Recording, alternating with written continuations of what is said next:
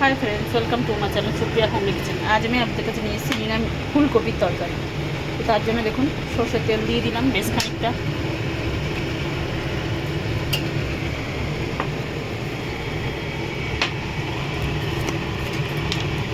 সরষের তেলের সাথে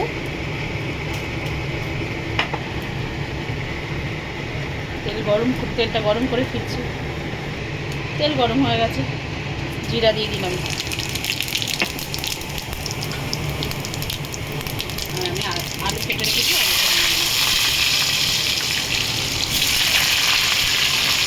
ভালো করে ফ্রাই করে নেব।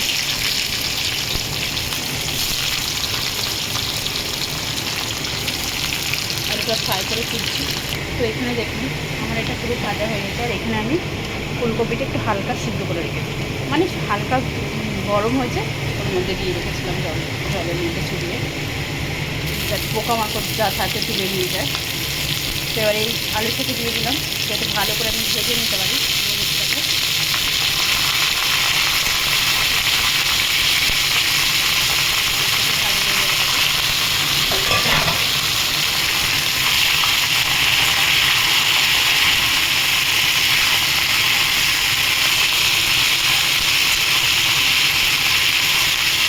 ফুলকপি আলুটা ভাজবো, তার মধ্যে একটু নুন দিয়ে দেবো।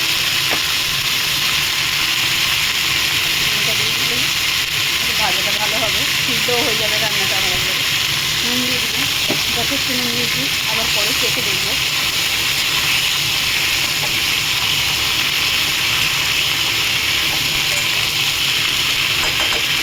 ভাজাটা করেছি।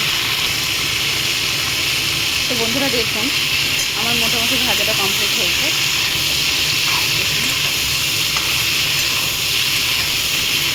মোটামুটি আমার ফুলকপি আলু মোটামুটি ভাজা ভাজা ভাব হয়েছে।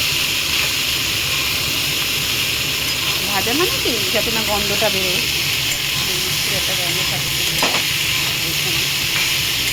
কড়াই তো আর শুধু উল্টেই যেত, বলতে পারবো না।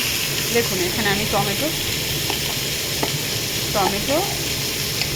পেঁয়াজ আর গোটা আর কি লঙ্কা, কাঁচা লঙ্কা বেটে রেখেছি।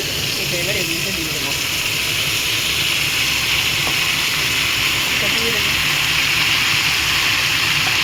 তার সাথে নিচে আদা দিয়ে দেবো, আদা বাটা দেওয়া হয়ে গেছে। এবার নাড়বো ভালো করে, নেড়ে ফিরছি। দেখুন বন্ধুরা নেড়ে ভালো করে ফিরলাম। এবার আমি এর মধ্যে একে একে মশলাগুলো দিয়ে দেবো, যাতে এর সাথেই কষাটা হয়ে যায়। হলুদ গুঁড়ো দিচ্ছি 1 চামচ, 1 চামচ হলুদ গুঁড়ো। লঙ্কার গুঁড়ো যে যেমন ঝাল খাবে 1/2 চামচের মতো দিলাম। জিরের গুঁড়ো 1 চামচ,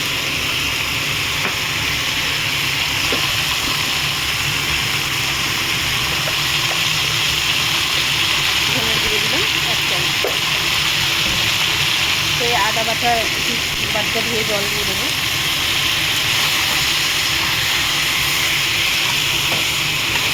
ভালো করে কষবো, আদা বাটার জল দিয়ে একটু ভালো করে কষতে থাকবো।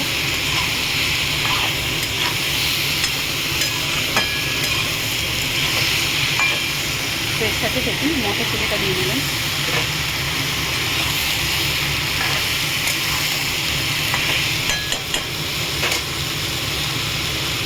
ভালো করে বাটিটা ধুয়ে জল দিয়ে দিলাম।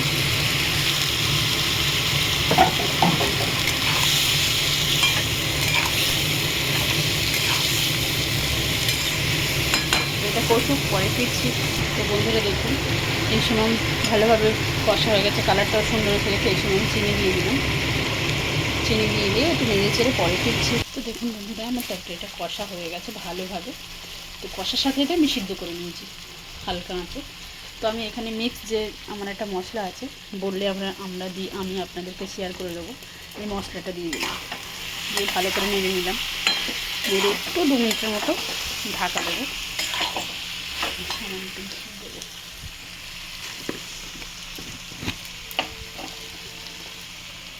সামনে একটু ঘি দিয়ে দিলাম, নিরামিষের ঘি দিতে ভালো লাগে। ঢাকা দিলাম, 2 মিনিট পরে ফির। তো বন্ধুরা দেখুন আমার 2 মিনিট হয়ে গেছে। তো আপনারা কেমন, আপনারা ট্রাই করবেন, ট্রাই করে কমেন্ট সেকশনে কমেন্ট করে জানাবেন আমার রেসিপিটা আপনাদের কেমন লেগেছে। ভালো লাগলে লাইক কমেন্ট শেয়ার করবেন, আর আমার চ্যানেলটা সাবস্ক্রাইব করে দেবেন। ভালো থাকবেন, সুস্থ থাকবেন। থ্যাংক ইউ ফর ওয়াচিং বন্ধুরা, বাই বাই।